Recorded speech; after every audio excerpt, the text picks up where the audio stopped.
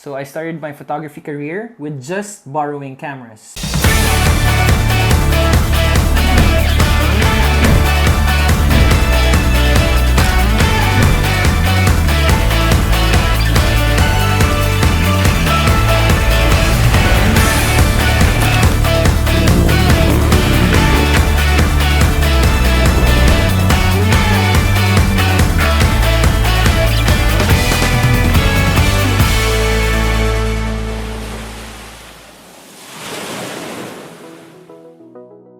Hi, my name is Ken from Unit A Creatives, and today I will be telling you the story of how I got my first camera.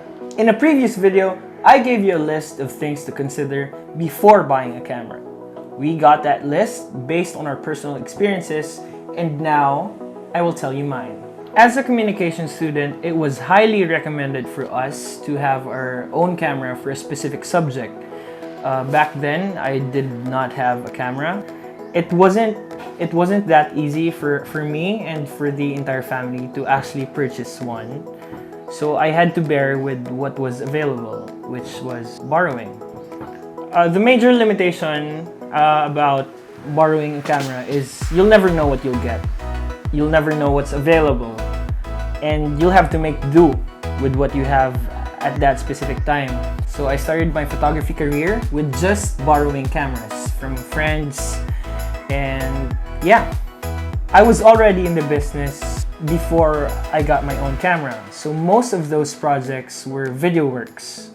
So I had to choose something that could shoot in full HD. I needed something that was very accessible. Say for example, all my friends were using Canon cameras. So they had these lenses, which I don't have.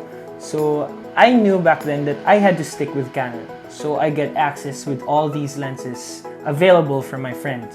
I was able to afford the camera when a specific project came. It was a festival, and I was really happy. I had a partner back then. We did the job together, and I realized that these things can go your way without owning a camera. So I felt that it was time for me to get one.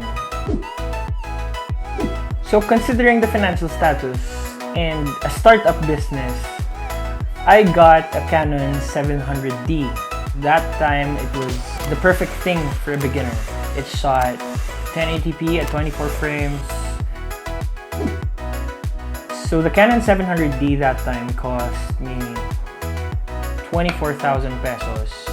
But since my lola paid for it through credit card, so that's total of 26,800, 2,800 being the interest.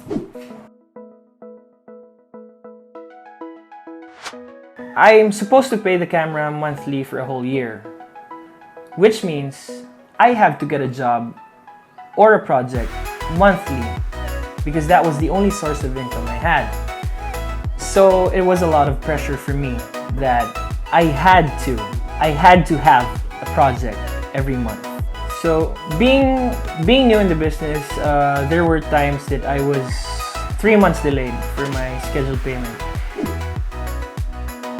Talking about upgrades and replacements, repairs, I knew Canon was a good fit for me because Canon was everywhere around us that time. There was a shop that specialized in repairs for Canon units here in Bacolod City.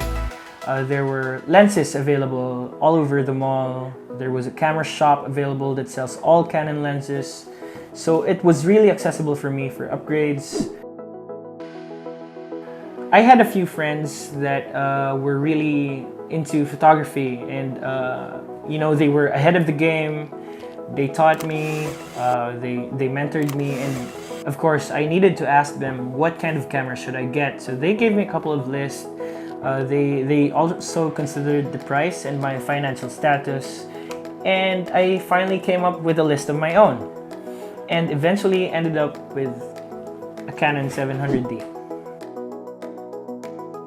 The major difference between having a camera and not having a camera is you can always expect the same thing if you have your own. So you have an expected quality, you already have your own threshold. So I guess that's a huge thing, and a thing that all of us should consider. Another great thing about having a camera is you can always learn at your own time. It's right there. One corner, you grab it, you learn something new. You can take it to anywhere you want to go without paying, without asking a friend if I could borrow this and that. So it's nice. You learn faster, you grow faster, and you become better.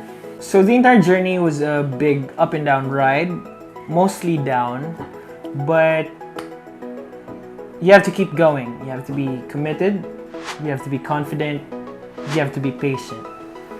The thing is, this simply proves that you can own a photography business without owning a camera, because that's what happened to me. Before I got my camera, I was already in the business. I considered everything around me, what was available, what was not available, and that's where you find out what you actually need. So let me remind you the 5 things that you should consider when getting or buying a camera. Number 1, the kind of camera. Number 2, how much is it? Number 3, can you afford it? If not, you can't let that stop you. Number 4, accessibility, replacement parts, and service centers. Number 5, reviews. Hit that subscribe button, click the bell, and tell your friends about us. I'm Ken from Unit A Creatives, and this is Buhay Photographer.